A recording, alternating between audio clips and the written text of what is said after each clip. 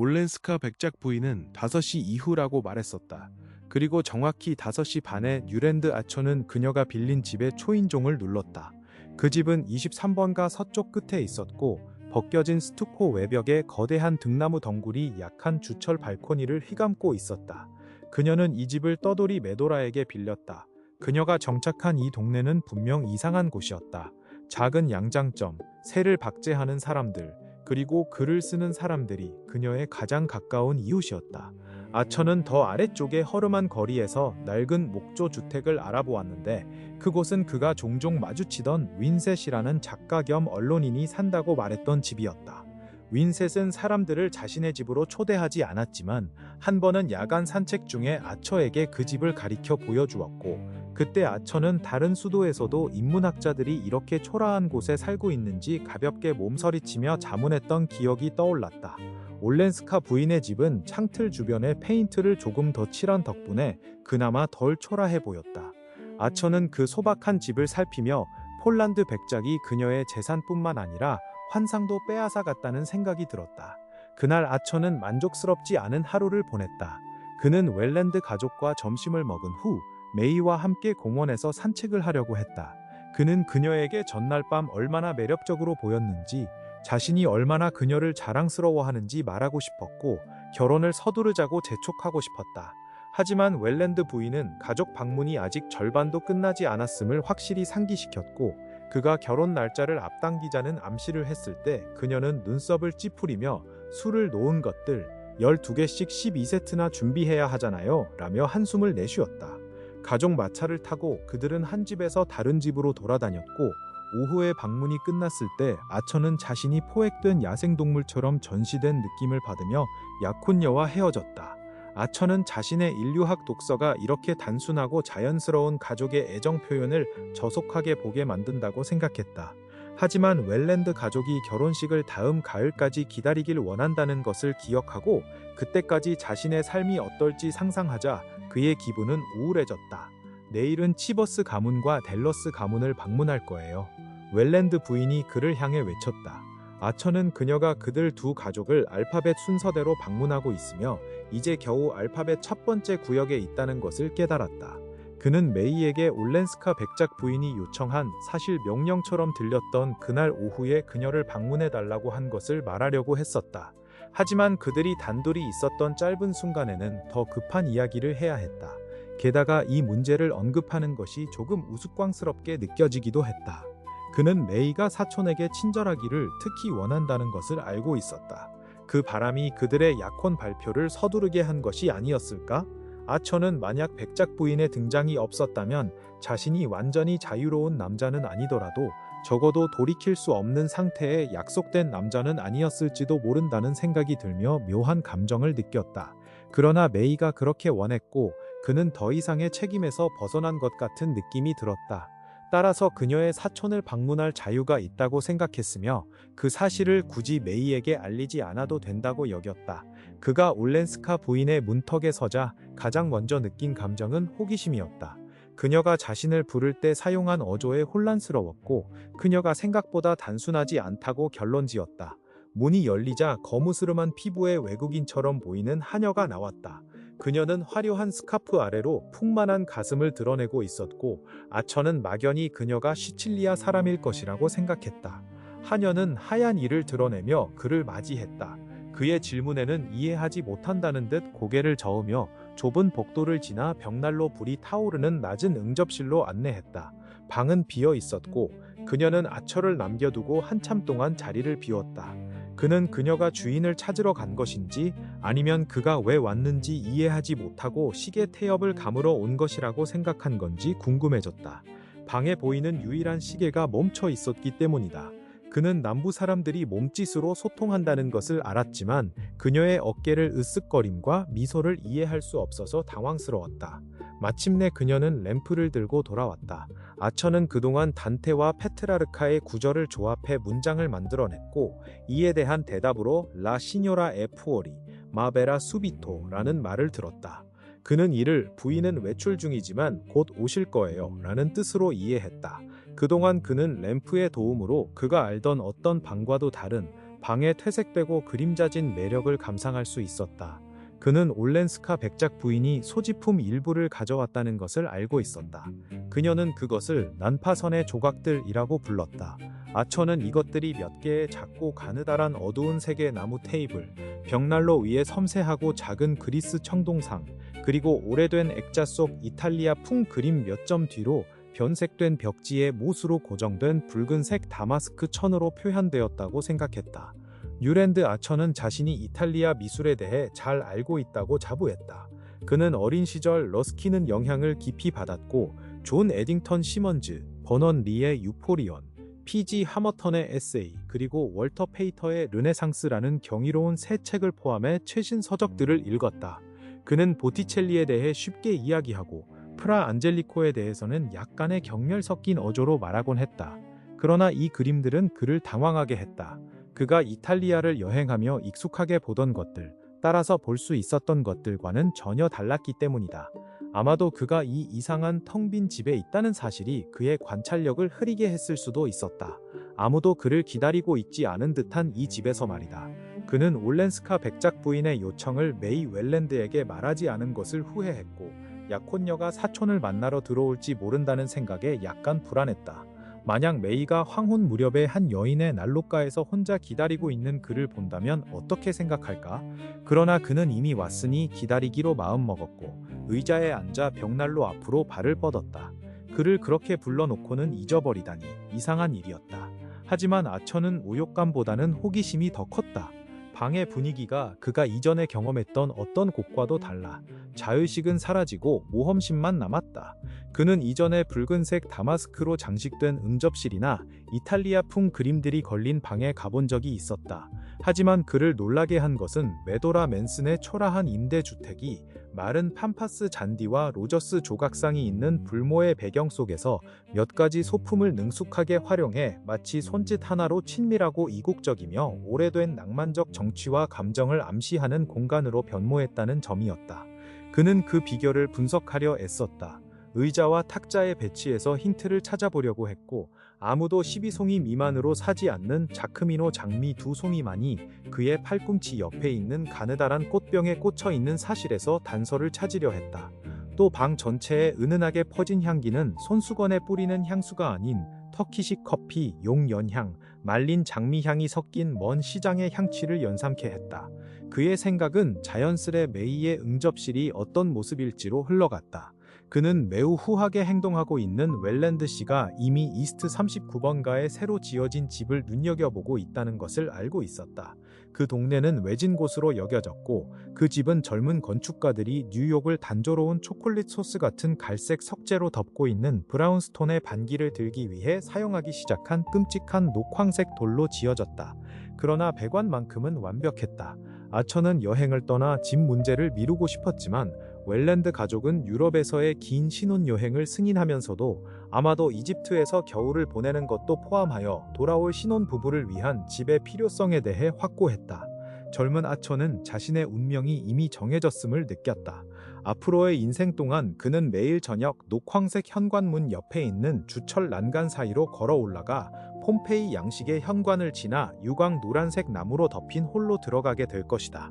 하지만 그의 상상력은 그 이상을 그리지 못했다. 그는 그 응접실 위층에 돌출형 창문이 있다는 것은 알았지만 메이가 그것을 어떻게 꾸밀지 전혀 감이 오지 않았다. 그녀는 웰랜드 집 응접실의 보라색 새틴과 노란색 쿠션 장식, 가짜 불가구와 현대식 작센 도자기 진열장을 아무런 불만 없이 받아들였다. 아처는 그녀가 자신의 집에서도 이와 다른 것을 원할 것이라고는 생각하지 않았다. 오로지 유일한 위안은 그녀가 자신의 서재는 마음대로 꾸미도록 허락할 것이라는 생각뿐이었다. 물론 그 서재는 진실한 이스트레이크 가구와 유리문이 없는 심플한 새 책장으로 꾸며질 것이었다. 가슴이 풍만한 하녀가 들어와 커튼을 치고 장작을 밀어 넣으며 위로하듯 말했다. 베라, 베라. 하녀가 나간 후 아처는 일어나 방을 서성거렸다. 더 기다려야 할까? 점점 자신이 우스꽝스러워지는 느낌이 들었다. 어쩌면 올렌스카 부인의 초대를 잘못 이해했을지도 몰랐다. 어쩌면 그녀가 그를 초대한 것이 아닐 수도 있었다. 조용한 거리의 자갈길 너머로 말발굽 소리가 울려 퍼졌다. 그 소리는 집 앞에서 멈췄고 아처는 마차 문이 열리는 소리를 들었다. 커튼을 젖히고 초저녁 어스름 속을 내다보았다. 거리의 가로등이 그의 시야에 들어왔고 그 빛 속에서 그는 줄리어스 보포트의 견고한 영국산 부름 마차와 큰 젓갈색 말 한 피를 보았다. 그리고 은행가가 마차에서 내려와 올렌스카 부인을 부축해 내리는 모습이 그의 눈에 들어왔다. 보포트는 모자를 손에 든 채 뭔가를 말하고 있었고 그녀는 고개를 저으며 부정하는 듯했다. 둘은 악수를 나누고 보포트는 마차에 뛰어올랐고 그녀는 계단을 올라섰다. 올렌스카 부인이 방에 들어섰을 때 아처를 보고도 놀라는 기색이 없었다. 놀라움은 그녀가 가장 드물게 보이는 감정 중 하나였다. 내 이상한 집은 마음에 들어요? 그녀가 물었다. 나에겐 이곳이 천국 같아요. 그녀는 말을 하며 작은 벨벳 보넷의 끈을 풀고 긴 망토와 함께 그것을 벗어 던진 후 명상에 잠긴 눈으로 아처를 바라보았다. 아주 멋지게 꾸며 놓으셨군요. 아처가 대답했다. 그 말이 밋밋하게 들린다는 것을 느꼈지만 그는 간단하면서도 인상적으로 말하고 싶은 욕망 탓에 상투적인 표현에 갇혀 있었다. 이건 초라한 작은 집일 뿐이에요. 제 친척들은 이 집을 경멸하죠. 하지만 반 더 루이든 집보다는 덜 우울해요. 그 말은 그에게 전기 충격과도 같았다. 반 더 루이든 집의 장엄한 저택을 우울하다고 부를 용기를 가진 반항적인 영혼은 거의 없었다. 그곳에 들어가는 특권을 누리는 사람들은 항상 오싹함을 느끼며 그 집을 훌륭하다고 표현하곤 했다. 그러나 그녀가 그 오싹함을 말로 표현해준 것에 그는 오히려 기뻤다. 여기 이렇게 꾸며놓은 게 참 멋져요. 그는 다시 말했다. 저도 이 작은 집이 좋아요. 그녀는 인정했다. 하지만 제가 좋아하는 건 이 집이 내 나라, 내 도시에 있다는 축복 같은 느낌 때문인 것 같아요. 그리고 여기서 혼자 있을 수 있다는 것도요. 그녀는 마지막 구절을 너무 낮게 말해 아처가 거의 듣지 못했지만 그는 어색한 상황에서 그 말을 붙잡았다. 혼자 있는 걸 그렇게 좋아하세요? 네, 제 친구들이 저를 외롭지 않게만 해준다면요. 그녀는 벽난로 옆에 앉으며 말했다. 나스타샤가 곧 차를 가져올 거예요. 그녀는 아처에게 의자를 권하며 덧붙였다. 당신은 이미 마음에 드는 자리를 정한 것 같네요. 그녀는 몸을 기대고 두 팔을 머리 뒤로 포개며 반쯤 감긴 눈으로 불을 바라보았다. 저는 이 시간이 제일 좋아요. 당신도 그렇지 않나요? 아처는 체면을 지키기 위해 말했다. 당신이 이 시간을 잊은 줄 알았어요. 보포트와 함께 있었던 시간이 꽤 길었나 봐요. 그녀는 재미있다는 듯 웃었다. 왜요? 오래 기다리셨어요? 보포트 씨가 여러 집을 보여주었어요. 이 집에서 더는 머물 수 없을 것 같아서요. 그녀는 보포트와 아처 모두를 마음속에서 지워버린 듯했다. 이 도시에서는 외곽 지역에 사는 걸 반대하는 분위기가 이렇게 강한 곳은 처음이에요. 도대체 어디에 살든 무슨 상관이 있죠. 이 거리가 괜찮은 동네라고 들었어요. 유행하는 곳은 아니에요. 유행이요. 당신들은 유행을 그렇게 중요하게 생각하나요? 왜 스스로 유행을 만들지 않죠? 하지만 제가 너무 독립적으로 살아온 탓이겠죠. 어쨌든 이제는 당신들처럼 살고 싶어요. 돌봄을 받고 안전하다는 느낌을 받고 싶어요. 그녀의 말에 아처는 어젯밤 그녀가 지도가 필요하다고 말했을 때처럼 마음이 움직였다. 그게 당신의 친구들이 바라는 거예요. 뉴욕은 아주 안전한 곳이에요. 그가 약간 비꼬는 듯한 말투로 덧붙였다. 맞아요. 그렇죠. 정말 그래요. 그녀는 그의 조롱을 눈치채지 못하고 외쳤다. 여기 있는 건 마치 착한 아이가 숙제를 다 하고 방학을 보내는 기분 같아요. 비유는 좋은 의도에서 나온 것이었지만 아처를 완전히 만족시키지는 못했다. 그는 뉴욕을 가볍게 여기는 것을 자신은 아무렇지 않게 생각했지만 다른 사람이 같은 태도를 보이는 것은 마음에 들지 않았다. 그녀가 뉴욕이라는 강력한 기계의 본질을 이해하지 못하고 그것이 얼마나 그녀를 짓누를 뻔했는지 깨닫지 못하는 것은 아닌지 궁금했다.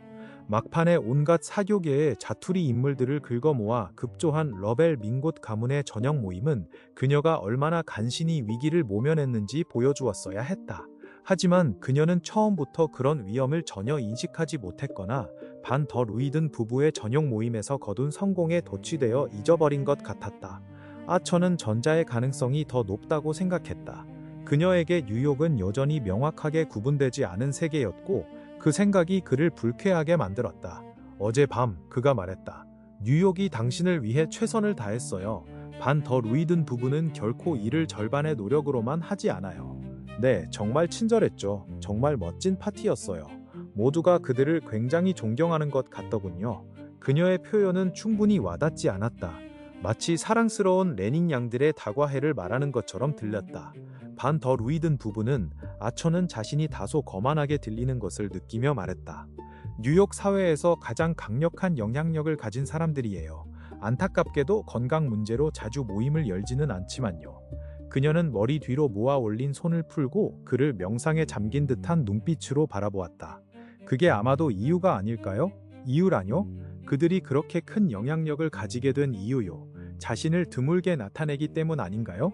아처는 살짝 얼굴이 붉어지며 그녀를 바라보다가 그 말에 예리함에 깜짝 놀랐다.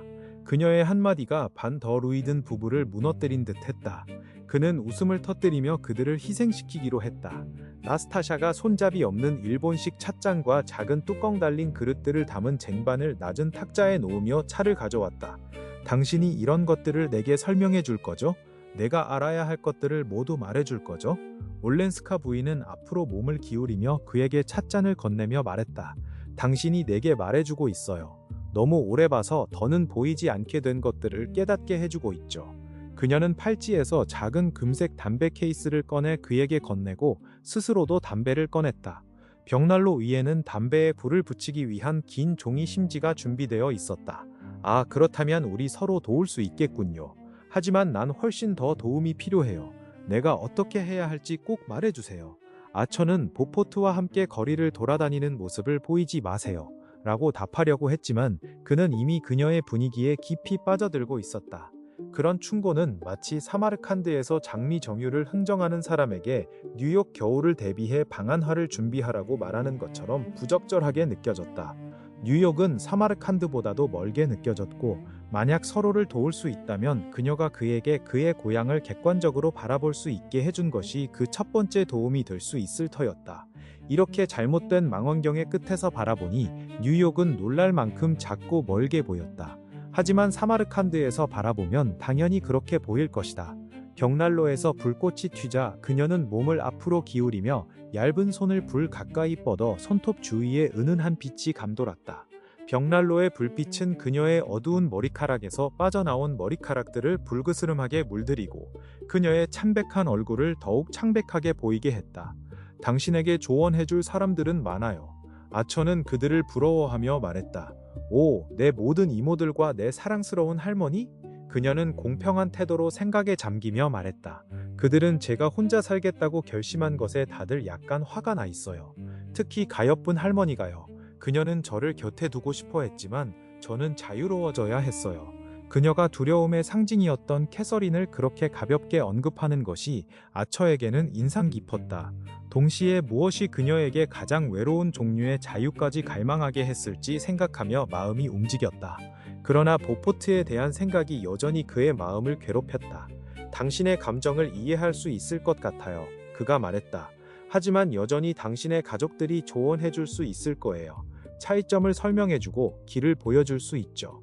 아처는 그녀의 가는 검은 눈썹이 올라가는 것을 보았다. 뉴욕이 그렇게 복잡한가요? 저는 단순히 오반가처럼 곧게 뻗은 곳이라고 생각했는데요.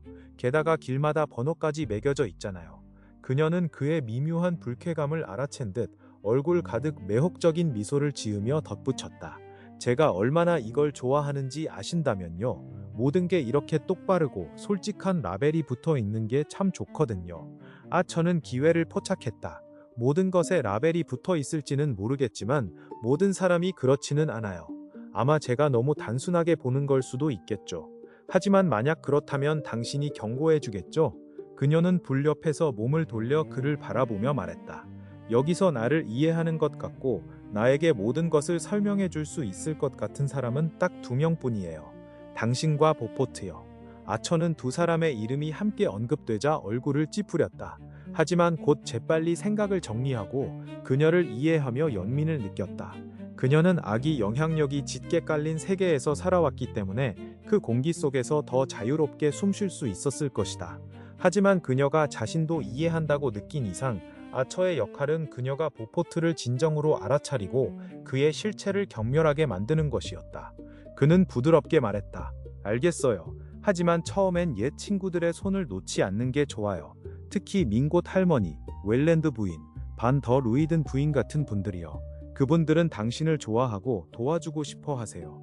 그녀는 고개를 저으며 한숨을 쉬었다. 오, 알아요. 알고 있어요. 하지만 그분들이 불쾌한 이야기는 듣지 않는다는 조건 아래서요.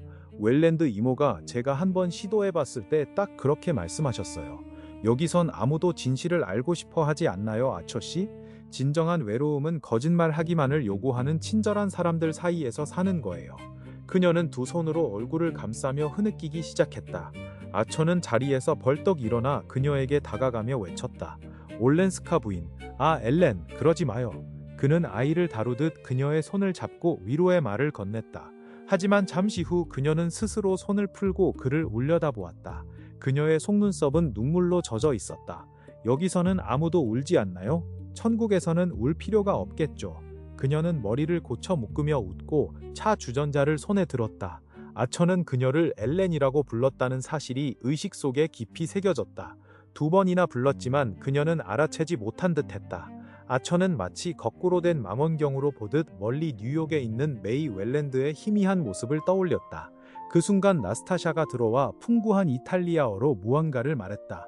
올렌스카 부인은 머리를 고쳐 만지며 지아 지아라고 대답한 후 세인트 오스트리 공작이 등장했다. 그와 함께 검은 가발에 빨간 깃털을 꽂고 풍성한 모피를 두른 화려한 여인이 있었다. 친애하는 백작 부인, 제 오랜 친구를 모시고 왔습니다. 이분은 스트루더스 부인이에요. 어제 파티에 초대받지 못했는데 당신을 만나고 싶어 하시더군요. 공작은 환하게 웃었고 올렌스카 부인은 환영의 인사를 하며 그 기묘한 한 쌍에게 다가갔다. 그녀는 그들이 얼마나 어울리지 않는지, 그리고 공작이 동반자를 데려온 것이 얼마나 무리한지에 대해 전혀 의식하지 못하는 듯했다. 그리고 공작 역시 그 점을 모르는 듯 보였다. 당연히 당신을 만나고 싶었죠. 친애하는 분. 스트루더스 부인은 대담한 깃털 장식과 번쩍이는 가발에 어울리는 둥글고 우렁찬 목소리로 말했다. 저는 젊고 매력적인 사람들을 모두 만나고 싶어요. 그리고 공장님께서 당신이 음악을 좋아한다고 하셨죠? 제가 알기로 당신도 피아니스트 아닌가요? 내일 밤 제 집에서 사라사테의 연주를 듣고 싶나요? 매주 일요일 저녁마다 행사가 열리거든요. 뉴욕 사람들은 일요일에 뭘 해야 할지 몰라 하니까 제가 그들을 불러 즐거움을 주는 거죠. 공장님께서 당신도 유혹될 거라고 생각했어요. 당신의 친구들도 여러 명 있을 거예요. 올렌스카 부인의 얼굴은 기쁨으로 빛났다. 정말 친절하시네요. 저를 생각해 주셔서 정말 감사해요. 그녀는 차 탁자에 의자를 밀어 넣었고 스트루더스 부인은 만족스럽게 앉았다. 물론 기쁘게 참석할게요. 그거 좋군요. 그리고 당신의 젊은 신사도 함께 데려오세요. 스트루더스 부인은 아처에게 손을 내밀었다. 당신 이름을 기억 못하지만 분명 어디선가 만난 적이 있어요. 저는 여기서 그리고 파리나 런던에서 모든 사람을 만났거든요. 외교관이신가요? 모든 외교관들은 저를 찾아오거든요. 음악 좋아하시죠? 공장님, 꼭 그를 데리고 오셔야 해요. 공작은 턱수염 속에서 물론이죠 라고 대답했다. 아처는 형식적인 인사를 하며 물러났다. 그 인사는 그를 마치 부주의하고 무관심한 어른들 사이에서 자의식 강한 학생처럼 느끼게 했다. 그는 방문이 이렇게 끝난 것을 아쉬워하지 않았다. 단지 그것이 더 일찍 찾아왔더라면 감정 소모를 덜 수 있었을 텐데 싶었다. 겨울밤 거리로 나오자 뉴욕이 다시 광대하고 무거운 존재로 다가왔고 메이 웰랜드는 그 속에서 가장 사랑스러운 여인이 되었다. 그는 꽃집으로 들어가 그녀에게 매일 보내는 은방울꽃 바구니를 보내려 했지만 당황스럽게도 그날 아침에 그것을 깜빡 잊었다는 사실을 깨달았다. 꽃집에서 카드를 쓰고 봉투를 기다리는 동안 가게를 둘러보다 노란 장미가 눈에 들어왔다. 그는 그렇게 태양처럼 황금빛을 띠는 장미를 본 적이 없었다. 순간적으로 그는 메이에게 은방울꽃 대신 이 장미를 보내려는 충동을 느꼈다. 하지만 장미는 메이와 어울리지 않았다. 장미의 강렬하고 불타는 듯한 아름다움은 그녀와 너무 동떨어진 느낌이었다. 갑작스런 감정 변화 속에 그는 무의식적으로 장미를 다른 긴 상자에 담아달라고 지시하고 올렌스카 부인의 이름이 적힌 봉투에 카드를 넣었다. 그러다 마지막 순간 그는 카드를 꺼내 봉투를 비워둔 채 상자에 남겼다. 바로 보내주실 수 있나요? 그가 장미를 가리키며 물었다. 꽃집 주인은 그렇게 하겠다며 그를 안심시켰다.